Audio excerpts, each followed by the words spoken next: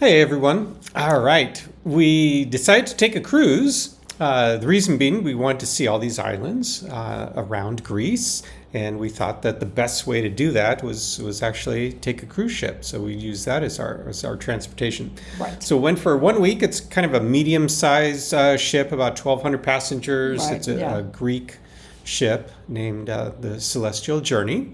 Mm-hmm. And so let's see, starting out day one. Day one was Piraeus. That was where the port was, so just outside of Athens. We got on the ship in the afternoon. I mean, that's it. Got settled, had to do the drill, the safety drill, and checked out the cruise, had a good dinner, ate most of our dinners in the dining room, and then they had a show every night, so we went to the theater. That was nice. Food was good. And that was day one, was just getting settled. Yeah, then we went off to Thessaloniki. Yes. So that was probably our longest stretch. And it's the second largest city in Greece. Then White Tower is one of the locations that we went to. Mm-hmm. It named White Tower because it looks actually like a white tower. We then went around town, walking around, looking at a bunch of different sites, including some archaeological dig sites. They were just in the city. So we'd be walking, we'd walk by a Starbucks, restaurants, cafes, the city center, squares, apartment buildings, and you would turn around from apartment building and there would just be these ruins right there in the middle of the city. It was pretty amazing. And some of them had signs, that we would walk around and we could read what it was, and a few museums and stuff. And some of them were just part of the landscape of the city. And like you mentioned, the White Tower, that was down by the water. So there was kind of this very long stretch of promenade area right on the water. Remember, it was really busy that day. I think that first day was a Sunday. So like everybody was out, tourists and the Greek locals. And locals, well. Everybody was eating, walking, kids playing. And so very busy, very lively city. So that one we were just walking everywhere we could. Yeah, which was nice. We didn't bother signing up for a tour or anything. No. We were just kind of immersing ourselves in the city life. Yeah. So then on day 3, we went off to Kusadasi, which is in Turkey. I have no idea if I'm pronouncing any of these correctly. And again, that was a city, like a seaside city in Turkey. It was funny, they had a tremendous amount of markets, open air markets. And it was all just fake stuff. And they were advertising it as almost real. They weren't hiding the fact that it was fake. But the authentic thing there were rugs. There was a lot of stores selling Turkish rugs, beautiful hand woven, with the fringe on the ends, Turkish rugs, and they were advertising that they would ship it anywhere in the world, so you could buy it there and they'd roll it up and ship it to you. Yeah, so that was another city where we spent the day walking around and just getting a feel of the place and, what the restaurants were like and kind of what the vibe and the culture was. Yeah, that was fun. Then day 4, Heraklion. Our first island, the island of Crete. Mm-hmm. And so there we took, we went to archaeological dig site. Yes, we did, Which was the palace of Knossos. I'm looking at our notes. Yeah, so that was really interesting. I mean, what we're finding on our trip here to Greece is that we are so fascinated by all of the ruins everywhere. I mean, we're talking about things from the 4th century AD. So this is like the year 300. It's really 4th century BC. BC. So we're even older. Yeah. And it's just amazing that these things are still standing. So that was great. That was really interesting to just walk around there. Mm-hmm. And then this is the city we did a hop on, hop off bus. So we walked a lot, but some of these things were far away. The ruins were in one direction. We took the bus back and went to the archaeological museum, which had a lot of the artifacts from the ruins that we were just at. So that was we noticed that in a lot of the museums that we've been to is what they're kind of doing in general is you have the ruins, which are outdoors. I was really surprised at how large and expansive all these ruins are and how many of them there are. But then they've taken a lot of the pieces and moved them indoors into museums. mostly to keep the weather and the elements from destroying them. So these large statues and everything. Yeah, so that was very interesting. So far, those 4 days, the weather's been just beautiful, sunny, mid-60s, 70s. You know, a few places a little windy, but we're still basically wearing like some summer clothes. We're not wearing jackets or anything. And very easy to get on and off the cruise ships. And, you know, we know the time we have to get back, so we give ourselves plenty of time wherever we go. But basically, we've had full days in all of the locations. So cruise ship was working out great. Then one of the most scenic places next was Santorini. So Santorini definitely, like, you know, just beautiful Instagram type of location. We had to take a tender to get to the actual coastline there of Santorini. Yeah, the port was like the dock, whatever you call it, was really, really small. So, and because Santorini it's such a steep mountainside, it's a cauldron, you know, this ring of little tiny islands that were formed, you know, when the volcano went off, and so the sides of all these little mountains are you know, kind of straight up. So we get in, and what you got to do is either a couple of different ways to get to the top where the actual town is. So the town's kind of on the top of these cliffs. Right. And so you could either walk, which is what we chose to do.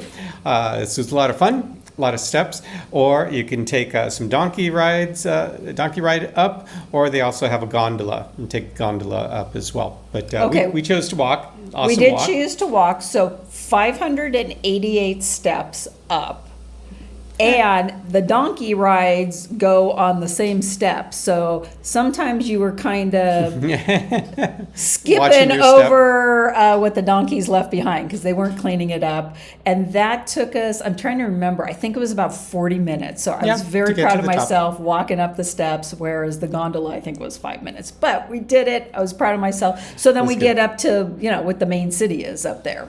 Yeah, and so that's where you got all the beautiful, picturesque, white homes. You got a lot of the blue dome top. The blue domes are churches or chapels, and then everybody has blue doors and blue shutters. And it's kind of a rule. I don't know if it's an unwritten kind of a rule. theme, although there were houses that were not white, so not every single one. But when you think of Santorini, you think of white with blue. That's where you get it. Is up where, you know, the capital is. Yeah. So we went up there, walked around a little bit.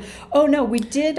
We took a bus to a museum, kind of indoor archaeological dig site. Yes. This particular dig site was fully covered with a permanent roof, and so they're continuing to dig there. But it was with elevated walkways. It was a really neat way to be able to check out an actual dig site that was in progress. Right. Then and then we took the bus back to a taxi because the bus never showed up. Right. That's right. Yes. So then we ended up with another couple, which was kind of fun. We got to join. They were there for Athens Marathon. Right. So we shared a taxi with them. Back to the town of it's spelled Oia. Aya. I think it's how you pronounce it. Yeah. So that's famous for its sunsets. Right. And for all the scenic shots. So we went there for that, grabbed a bite to eat. And we got some sunset photos, but it happened to be a cloudy day, or that's right. Like kind of overcast. So it was not the most beautiful sunset you could have in Santorini, but we found a place way high up on top that was unobstructed, and we did get some sunset photos. And again, fortunately, we weren't there during high season, so we didn't have to fight any crowds. We were able not at all. To freely walk about. Right.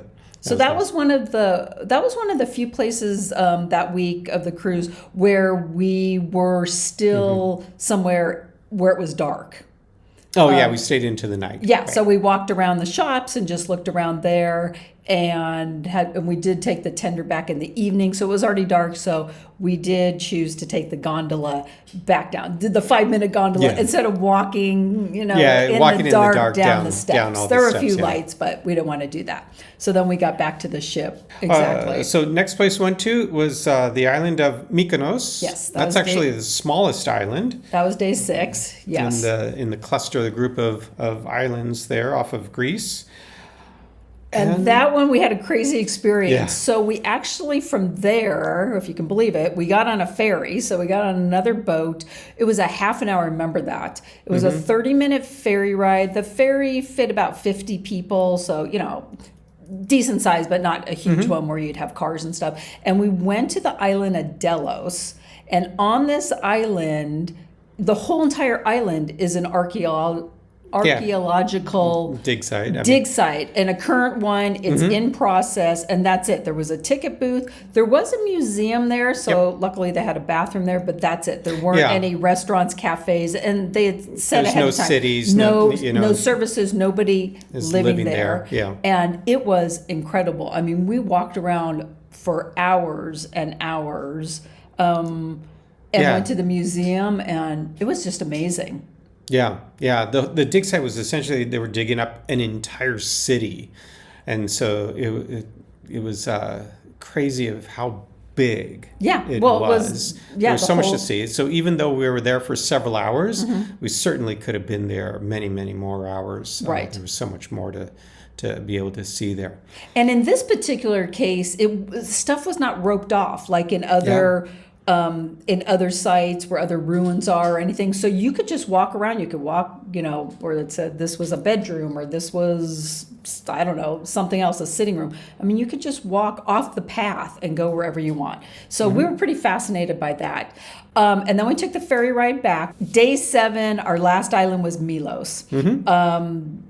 Yeah, go ahead. So, another volcanic island. This one's a little bit more barren of volcanic island, still on the Aegean Sea. Right. And it's a real famous island because it had the statue of Aphrodite, which is Venus de Milo, which is now on display in the Louvre. We went to Plaka, which was like the biggest city there, and everybody said you got to go to Plaka. Walked around there a lot, and then I'm not going to get this right.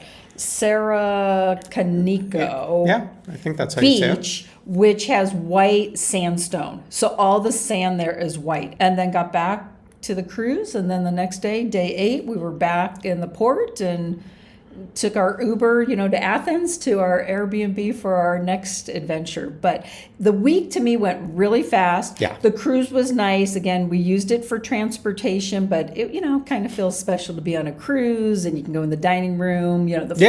Food was good. There was a show every night in the theater that we did.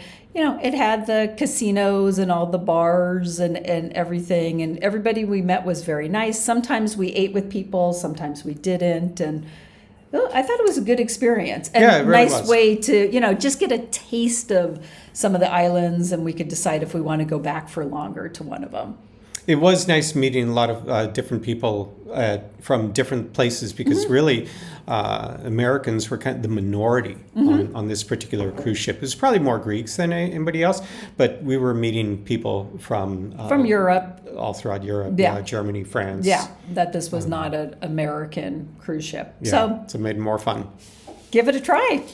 All righty. Thanks. Bye. Take care, everybody. Bye.